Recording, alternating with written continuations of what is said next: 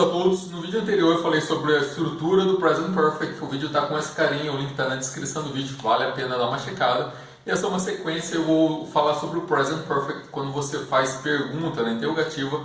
Eu vou mostrar um erro muito comum que vários brasileiros cometem, vários alunos cometem, e eu vou explicar por que é um erro muito comum. Então, primeiramente, como eu falei no vídeo anterior, nós temos o Present Perfect no português, então fica muito mais fácil para a gente. A gente só não usa na mesma frequência que os americanos, mas tem várias frases que usamos o Present Perfect. Por exemplo, às vezes fala, nossa, eu tenho trabalhado muito. Isso é o Present Perfect. I have worked a lot, que seria o pronome, o verbo auxiliar have e o particípio. Lembrando que o particípio é todos os verbos praticamente que terminam em ido e ado em português. O que confunde muitos alunos é que o verbo have ele pode ou não ser um verbo auxiliar. Então o verbo auxiliar é aquele que ajuda o verbo principal. Eu sei que essa explicação não deve ter ajudado muita coisa, mas vou dar um outro exemplo de um verbo auxiliar, que é o verbo to be. Uma coisa interessante é que todos os verbos auxiliares e os verbos modais eles têm o mesmo comportamento. Então, sempre quando tem uma pergunta, ele vem antes do sujeito. Então, aqui nós temos you are sick and you have worked a lot. Então, nesse caso, tanto o are quanto o have são verbos auxiliares. E por serem verbos auxiliares, eles têm o mesmo comportamento. E na pergunta, eles vêm antes do sujeito. Então, no inglês ficaria are you sick, né? Se fosse no verbo to be, ou have you worked a lot. Um erro muito comum entre os alunos é eles não fazerem essa inversão. Mesmo porque no português a gente não tem isso, né? Então, na verdade, a gente só muda a entonação. Então, um exemplo, você está doente. Se perguntar, você está doente? Né? Só entonação.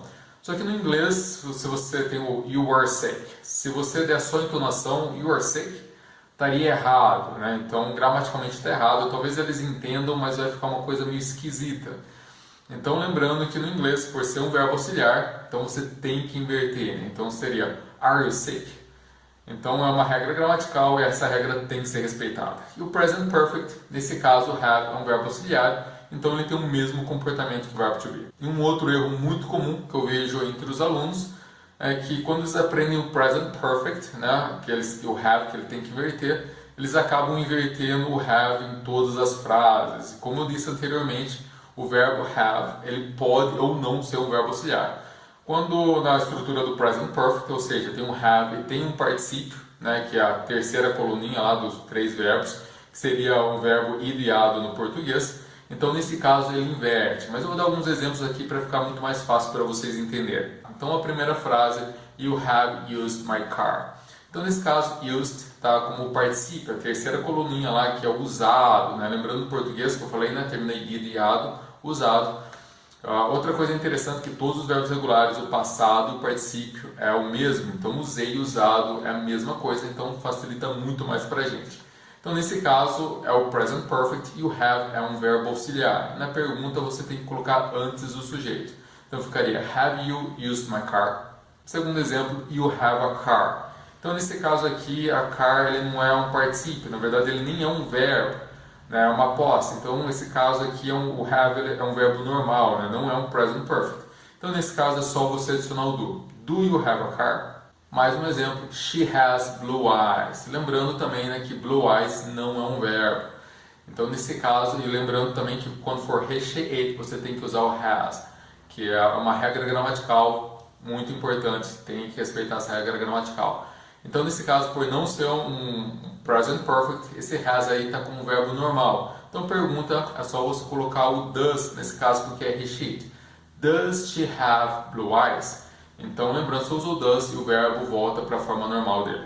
Mais um exemplo, he has drunk too much lately. Então, nesse caso, o drunk está com um particípio, né, que é a terceira coluninha. Drink, drank, drunk. Que no português é o particípio, né, bebido, termina com ido. Então, nesse caso, é uma estrutura de Present Perfect e nesse caso, have é um verbo auxiliar, então tem que inverter.